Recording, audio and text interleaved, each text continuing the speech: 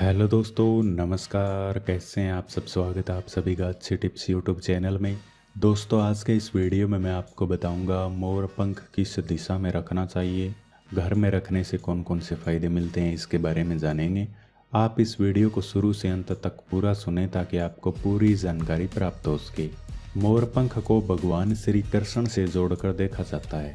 ऐसा माना जाता है कि श्री कृष्ण को मोर और मोर पंख बहुत ही प्रिय है। वास्तुशास्त्र के अनुसार घर में मोरपंख रखने से घर में सुख समृद्धि का वास होता है।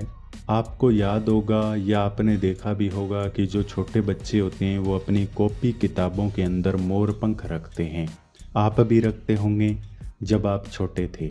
इसके पीछे एक मान्यता है कि कॉपी किताब में मोरपंख रखने से देवी सरस्वती का आशीर्वाद मिलता है।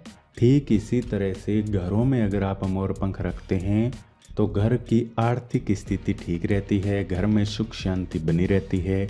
लेकिन आपको हमेशा ध्यान रखना चाहिए कि मोरपंख को आप हमेशा साफ सुथरी जगह और घर की पूर्व दिशा या फिर जो दक्षिण पश्चिम दिशा है उस दिशा में मोरपंख रखना चाहिए।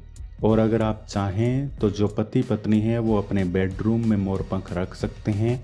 ऐसा करने से पति पत्नी के रिश्ते अच्छे रहते हैं, लड़ाई झगड़े नहीं होते और उनके बीच में प्यार बना रहता है। इसके अलावा आप कभी भी मोरपंख को पैर ना लगाएं और अपने पैरों के पास में ना रखें। कई लोगों की आदत होती है कि वो सोते समय मोरपंख को सिराने रख लेते हैं, तो आप ऐसा भी ना करें। इसके अलावा दोस्तों, आप कभी भी मोरपंख को किसी को गिफ्ट देने की सोच रहे हैं तो ऐसा ना करें। गिफ्ट नहीं देना चाहिए, क्योंकि अगर आप ऐसा करेंगे तो इससे जो सकारात्मक ऊर्जा है वो चली जाएगी और खर्चे बढ़ने लगेंगे। मोरपंख को भगवान कृष्ण का आभूषण माना जाता है।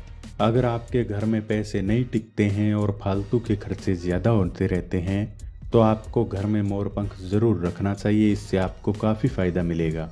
आप पूजा घर या मंदिर में भी इसे रख सकते हैं। कई लोगों पर शनि की उल्टी दिशा होती है जिसकी वजह से उनको फ़ायदा नहीं मिल पाता है। ऐसे में अगर वो 7 मोरपंख घर में रखेंगे तो उनको काफ़ी फ़ायदा मिलेगा। इसके अलावा आपको ध्यान रखना चाहिए कि जब भी आप मोरपंख ला रहे हैं तो उस समय कोई अशुभ घड़ी नहीं होनी चाहिए। दिन है वो शुभ होना चाहिए। शनिवार के दिन मोरपंख लाना शुभ माना जाता है। इसके अलावा आप कोई भी वार त्यौहार हो उस दिन मोरपंख खरीद सकते हैं।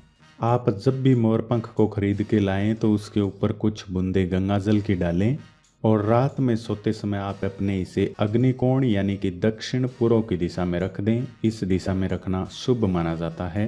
अगर आप इस दिशा में रखते हैं तो आर्थिक संकटों का सामना नहीं करना पड़ता और कारोबार में तरक्की मिलती है। इसके अलावा जो मैंने आपको दिशा बताई थी पूर्व और दक्षिण पश्चिम की, वो दिशा भी काफ़ी शुभ है।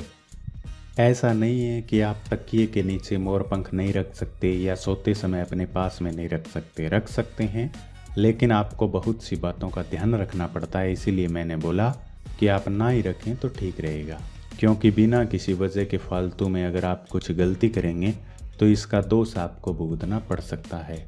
अगर कोई व्यक्ति फिर भी तकिए के नीचे मोरपंख रख के सोना चाहता है तो सो सकता है।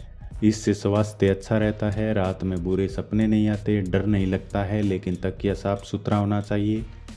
जिस स्थान पर आप सो रहे हैं वो साफ सुथरा होना चाहिए। और गलती से भी अगर आपने पैर लगा दिया तो फिर आपको दोष लग सकता है। अगर आपको ये जानकारी काम की लगी है तो वीडियो को छोटा सा लाइक करें। धन्यवाद।